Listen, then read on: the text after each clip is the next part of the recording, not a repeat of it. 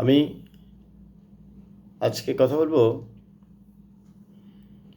Income ট্যাক্সের return জমা কেন একজন ইনকাম ট্যাক্স লয়ার বা আয়কর আইনজীবী বা ইনকাম ট্যাক্স প্র্যাকটিশনার অথবা একজন প্রফেশনাল ইনকাম ট্যাক্স প্র্যাকটিশনার যিনি হতে পারেন একজন আইটিপি অথবা কর আইনজীবী অথবা চার্টার্ড অ্যাকাউন্ট্যান্ট অথবা কস্ট ম্যানেজমেন্ট অ্যাকাউন্ট্যান্ট এই রকমের একজন প্রফেশনাল বডি, তাকে দিয়ে কেন আপনি একটি আয়কর রিটার্ন জমা দেবেন। 1 জুলাই 2025 থেকে শুরু করে আজ 24শে নভেম্বর চলছে। ইতিমধ্যে আপনারা অনেকে জানেন যে ট্যাক্সের সময়টা, রিটার্ন জমা দেওয়ার সময়টা 31শে ডিসেম্বর করা হয়েছে। আমাদের সেইভাবে একটু নিঃশ্বাস ছাড়ার সুযোগ পেলাম। যাই হোক, আসল কথা আসি, এই চলতি বছর, গত বছর আপনারা জানেন যে অনলাইনে কিছু কিছু রিটার্ন জমা দেওয়া বাধ্যতা করা হয়, বিশেষ করে মাল্টি ন্যাশনাল কোম্পানি এবং সরকারি কর্মকর্তা কর্মচারীদের। কিন্তু এবছর সার্বজনীনভাবে সবার জন্য রিটার্ন জমা অনলাইনে দিতে বাধ্য করা হয়েছে। শুধু 65 বছরের ঊর্ধ্বে সিনিয়র সিটিজেন বা বয়স্ক ব্যক্তিরা এবং যাদের মোবাইল জনিত সমস্যার কারণে ওটিপি যায় না, এই সমস্যার সমাধান যেহেতু করা যাবে না, এই যে রিটার্নগুলো বা এই ব্যক্তিদের রিটার্নগুলো মূলত রেঞ্জের বা যুগ্ম কর কমিশনারের অনুমতি সাপেক্ষে ডেপুটি কমিশনার অফ ট্যাক্সেস বা ডিসিটি এটা গ্রহণ করবেন। এই হলো মূলত এই বছরের কমপ্লেক্সিটি বা জটিলতা বা ইনকাম ট্যাক্সের নতুন একটা যুগের আবির্ভাব বা যুগ পরিবর্তনের সাথে তাল মিলিয়ে চলার নতুন একটা সিস্টেম। আমরা যদি ইনকাম ট্যাক্সের দিকে তাকাই তাহলে দেখতে পাই ইনকাম ট্যাক্স একটা জটিল এবং পরিবর্তনশীল আইন, যেটা পরিবর্তন হয় প্রতিনিয়ত। প্রতি বছর অর্থ আইনের পরিবর্তনের সাথে সাথে ইনকাম ট্যাক্সের পরিবর্ধন, পরিমার্জন, বিয়োজন করা হয়। বিধায় যারা এটা প্র্যাকটিস করেন তারা প্রতিনিয়ত এটাতে আপডেট হন। যদি আপডেট না হতে পারেন তাহলে মূলত ইনকাম ট্যাক্সটাকে প্রফেশনালি নেওয়া বেশ টাফ হয়ে যায়। আমি এই ভিডিওটা খুব বেশি লম্বা করব না, খুবই সংক্ষেপে যদি বলি তাহলে বলবো, আপনি একজন আয়কর আইনজীবী দিয়ে বা একজন ট্যাক্স এক্সপার্ট দিয়ে শুধুমাত্র আপনার নিজের স্বার্থে আপনি ইনকাম ট্যাক্স ফাইল ওপেন করবেন এবং তার সুপারভাইজে আপনি যদি টাকাওয়ালা লোক হন, আপনার যদি গাড়ি থাকে, বাড়ি থাকে, আপনার যদি সম্পদ থাকে, তাহলে আপনাকে অবশ্যই একজন প্রফেশনাল ইনকাম ট্যাক্স প্র্যাকটিশনার বা আয়কর আইনজীবী বা চার্টার্ড অ্যাকাউন্ট্যান্ট বা কস্ট ম্যানেজমেন্ট অ্যাকাউন্ট্যান্ট যারা ইনকাম ট্যাক্স ভালো বোঝেন বা প্র্যাকটিস করেন, তাদের মাধ্যমে আপনার রিটার্ন জমা দেওয়া শ্রেয়। কেন শ্রেয়? আমি আজকে এই মুহূর্তে আমি একটা রিটার্নের কাজ করলাম, যে রিটার্নে ওনার 7.5 লাখ টাকা ট্যাক্সেবল ইনকাম আসছে, যেখানে মূলত 35,000 সামথিং টাকা ওনার মূলত টোটাল ট্যাক্স আসছে। এটা হচ্ছে একটা স্যালারি ফাইল বা বেতনভুক্ত কর্মকর্তা। উনি একজন ইঞ্জিনিয়ার। উনি ওই যে কক্সবাজার রেলের আওতায় উনি জব করেন, ইঞ্জিনিয়ার। তো যাই হোক, উনি ফার্স্ট ফাইল উনি আমার কাছে আসছেন, একটা কারো রেফারেন্সে আসছেন, এবং তাদের কাছে আমার গুডউইল ভালো বিধায় উনি এইভাবে আমার কাছে আসছেন। তো এখানে এই ফাইলটা আমরা যেটা আপনাদেরকে বোঝাচ্ছি তা হচ্ছে, ফাইলটায় উনি যদি সঞ্চয়পত্র কিনতেন, ডিপিএস করতেন, বা এই জাতীয় অ্যাডমিজেবল ইনভেস্টমেন্ট যদি উনি আগে থেকে করতেন, তাহলে উনি রিবেট পেতেন। ওনাকে এতগুলো টাকা ট্যাক্স, 35,000 টাকা প্লাস ট্যাক্স দিতে হতো না। তো যেহেতু ফাইলটা নিয়ে ওনার সাথে আগে ডিসকাস করা হয়েছে, ওনাকে বলা হয়েছে যে কেন উনি আর ট্যাক্স এখানে কমাতে পারছেন না। আমরা একটু বলে নিই, যারা উকিল সাধারণত বিভিন্নভাবে একজন করদাতার কর কমিয়ে দিতে সহযোগিতা করেন। সেটা কেমন? আইন অনুযায়ী, যুক্তিসঙ্গতভাবে আইন অনুযায়ী ট্যাক্স কম দেওয়া বৈধ, কর ফাঁকি দেওয়া অবৈধ। এটা কিন্তু আইনের ভিতর থেকে করা হয়।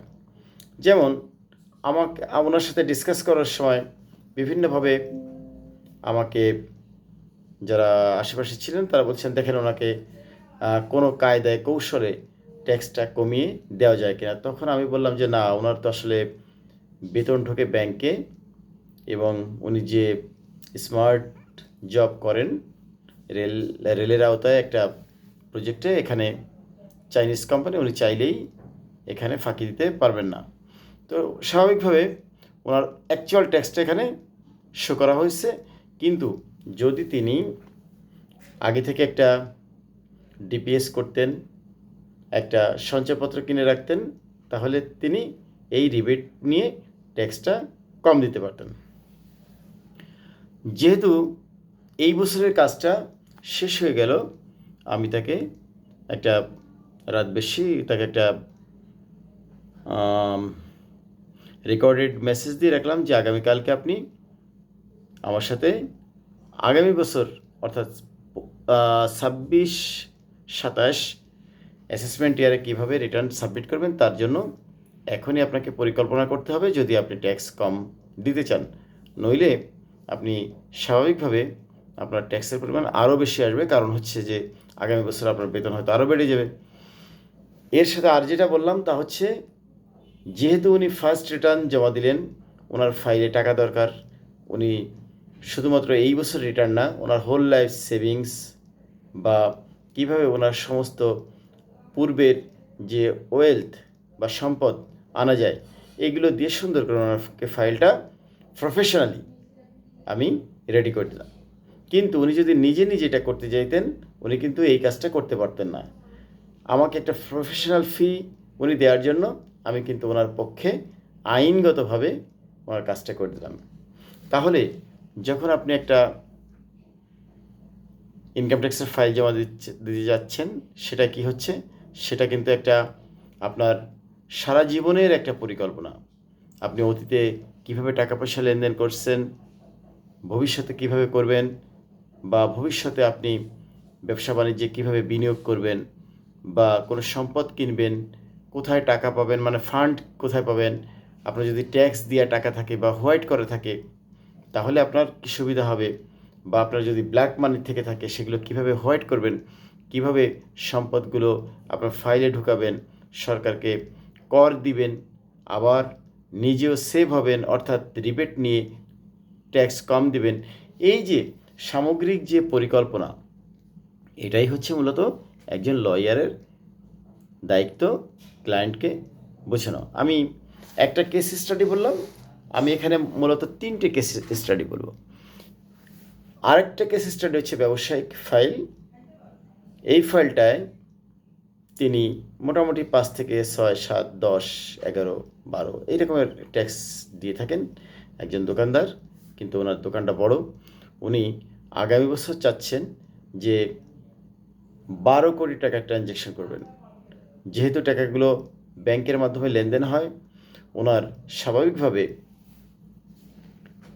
প্রায় 12 লাখ টাকা ট্যাক্স চলে আসবে। তিনি আমাকে কনসাল্টিং ফি দিয়ে আমার সাথে ডিসকাশন করলেন, আমার সাথে আমার পুরনো ক্লায়েন্ট, আমি তার ফাইলে কাজ করি। তারপরে উনি যেহেতু আমার একটা সময় উনি মানে ওনার জন্য কনসাল্টিং দিলাম, উনি আমাকে একটা ফি তো অবশ্যই দিবেন। যাই হোক, ওনাকে যে পরামর্শটা দিলাম তা হচ্ছে 12 লাখ টাকার যদি আপনি ট্যাক্স দেন, ট্যাক্স দিলে আপনি 28 থেকে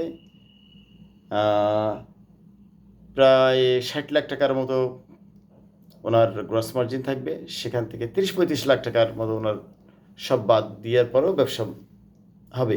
তাহলে উনি কেন 12 লাখ টাকা ট্যাক্স দিতে যাবেন না? কিন্তু উনি যদি ট্যাক্স দেওয়ার ভয়ে ট্রানজ্যাকশন না করেন, তাহলে তো ওনার ব্যবসা বাণিজ্য বড় হবে না। এই কথাটা কিন্তু উনি আমার এখানে না আসলে এটা বুঝতেন না। তারপরে বড় ধরনের একটা সমস্যায় পড়ে যেতেন, কারণ ব্যাংকিং চ্যানেলে ওনার টাকা পয়সাগুলো ঢোকে। ওনার যখন হঠাৎ করে এতগুলো টাকা চলে আসবে, উনি বিভ্রান্ত হবেন। তো যারা ট্যাক্স প্র্যাকটিস করেন, বড় বড় ফাইল না আসলে সাধারণত এইসব কাজগুলো আপনারা জানবেন না যে 4 কোটি টাকা যদি টার্নওভার হয়, তাহলে 1% কিন্তু ট্যাক্স ওনাকে টার্নওভার পর দিতে হয়। তখন কিন্তু আপনি গ্রস প্রফিটের পরে বা নেট প্রফিটের পর দিতে পারবেন না। আচ্ছা, তাহলে বুঝতে পারলেন যে বড় বড় ফাইল হলে কিন্তু তখন ট্যাক্স লয়ারের গুরুত্ব বেড়ে যায়। ফাইল যত বড় হবে, কমপ্লেক্সিটি তত বাড়বে এবং উকিলের দাম তত বাড়বে। এখন কথা হচ্ছে, আইটিভি পাশ করলে সবাই কি উকিল হচ্ছে বা সবাই কি ট্যাক্স লয়ার হয়ে যায়? বিষয়টা আসলে তা না। আমি যখন চাকরি করতাম হচ্ছে কেয়ার হাসপাতাল, কেয়ার হাসপাতাল চাকরি করার সময় আমি ওখানে জেনারেল ম্যানেজার হিসেবে জয়েন করি। জয়েন করার পরে মূলত আমি অ্যাকাউন্টস ফাইন্যান্সের জেনারেল ম্যানেজার বা অ্যাকাউন্টস ফাইন্যান্সের হেড হিসেবে জয়েন করি। জয়েন করার পরে ওখানে যিনি সিনিয়র ছিলেন, মানে উনি চলে যাবেন, ওনার রিপ্লেসমেন্টে আমি ওখানে যোগ দিলাম। তো একত্রে প্রায় 6 মাস আমরা একসাথে ছিলাম। ওনার রিপ্লেসমেন্টে উনি চলে যাবেন, আমি কন্টিনিউ করব। তো যাই হোক, তো উনি একদিন আমাকে বললেন যে এই যারা এমবিবিএস ডাক্তার দেখছেন, এই ডাক্তারগুলো মূলত তখনই একজন ডাক্তার হন যখন তারা এমবিবিএস পাশ করার পরে 10 বছর প্র্যাকটিসে থাকেন। অর্থাৎ একজন এমবিবিএস ডাক্তার, একজন যেমন ডাক্তার, একজন এফআরসিএস ডাক্তার একজন ডাক্তার, কিন্তু ডাক্তার হতে গেলে তাকে মিনিমাম 10 বছর রোগী নিয়ে নাড়াচাড়া করতে হয়, পড়াশোনা করতে হয়, পরীক্ষা নিরীক্ষা করতে হয়, তখনই একজন অভিজ্ঞতা সম্পন্ন ডাক্তার হওয়া যায়। ঠিক একইভাবে লয়ার বলেন আর শিক্ষক বলেন আর যে কোনো প্রফেশনাল ডিগ্রি নিয়ে যখন কেউ পড়াশোনা না করে, প্র্যাকটিস না করে, তারা ভালো মানের প্রফেশনাল পেশাজীবী হতে পারে না। তাহলে আপনারা যারা আইটিপি পাশ করলেন বা আয়কর আইনজীবী হিসেবে পাশ করলেন, এবার তারা কি করবেন? লেগে থাকবেন। লেগে থেকে প্রচুর হার্ডওয়ার্ক করবেন, সিনিয়রের সাথে যোগাযোগ রাখবেন। শুধু যেমন আমি ট্রেনিং করে, অনেকে ট্রেনিং করে চলে যায়, পরে কেউ যোগাযোগ রাখে, কেউ যোগাযোগ রাখে না।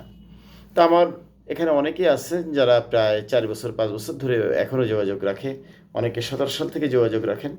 তো তারা অনেকেই ভালো করছেন। যাই হোক, তাহলে আমি যে কথাটা বলছি তা হচ্ছে, আপনি যদি ভালো লয়ারের কাছে না যান, তাহলে কিন্তু আপনি আপনার ফাইন্যান্সিয়াল যে পরিকল্পনাটা স্বচ্ছ হবে না।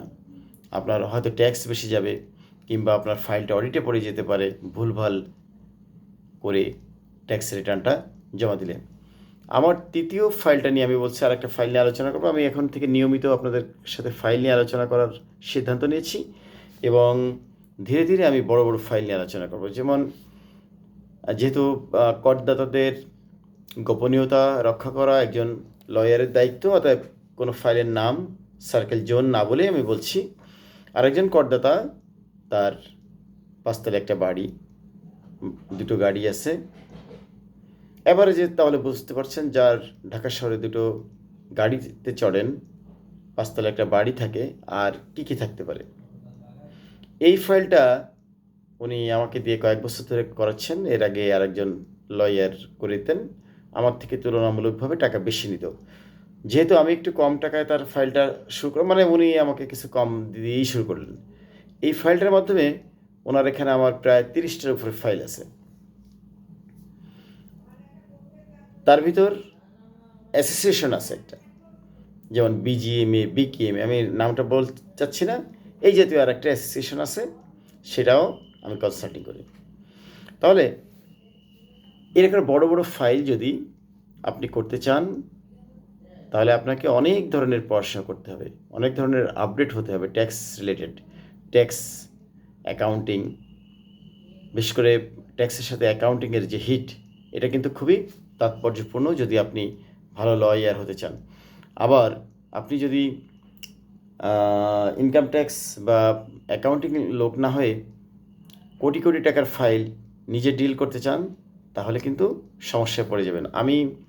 এটা মূলত আমার বাসা, এই বাসাতে আমি যেহেতু রাতে কাজ করতে হয়, এখানেও আমি কাজ করি এবং আমার চেম্বারে কাজ করি।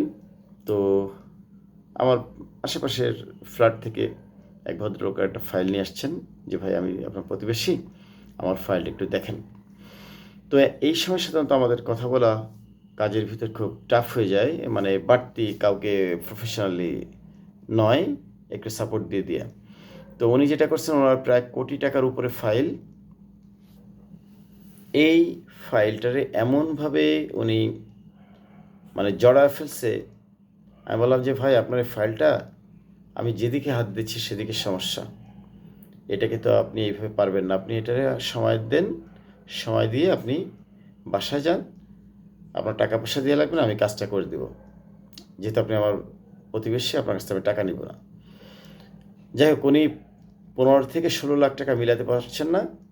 তাহলে 15 থেকে 16 লাখ টাকা যদি একটা ফাইলে না মিলাতে পারেন, আমরা যেখানে 1 টাকা এদিক ওদিক হলে ফাইলটাকে আমরা না মিলিয়ে উঠি না, কোনো লয়ার 1 টাকা ভেরিয়েন্স যদি হয়, সেই ফাইলটাকে ধরে নেবে যে এই ফাইলটা মেলেনি, তো মেলেনি, এই ফাইলটা সম্পূর্ণ মিলতে হবে, কোথাও 1 টাকা 19-20 হবে না। এটাই হচ্ছে মূলত একজন ইনকাম ট্যাক্স লয়ারের মূল কাজ। কিন্তু সেখানে 15 থেকে 16 লাখ টাকা মিসম্যাচ করে ফেলছে। আমি তো বুঝছি সে কোথায় কোথায় করছে, কিন্তু তাকে সে মূলত শিখতে চাচ্ছে এগুলো কীভাবে করে, যেটা আমার পক্ষে এই মুহূর্তে সম্ভব নয়। তো যাই হোক, আজকে কয়েকটা কেস স্টাডি নিয়ে কথা বললাম। আশা করি আপনারা যারা আমার ভিডিওগুলো দেখেন বুঝতে পারবেন, এবং যদি নিয়মিত দেখেন, এমন কিছু কথা বলবো যেটা আপনাদের ইউটিউবে বা ফেসবুকে সাধারণত এই জাতীয় ভিডিও ইনকাম ট্যাক্সে এখন পর্যন্ত বাংলাদেশে কেউ দেয়নি। ধন্যবাদ আপনাদের, ভালো থাকবেন, আসসালামু আলাইকুম।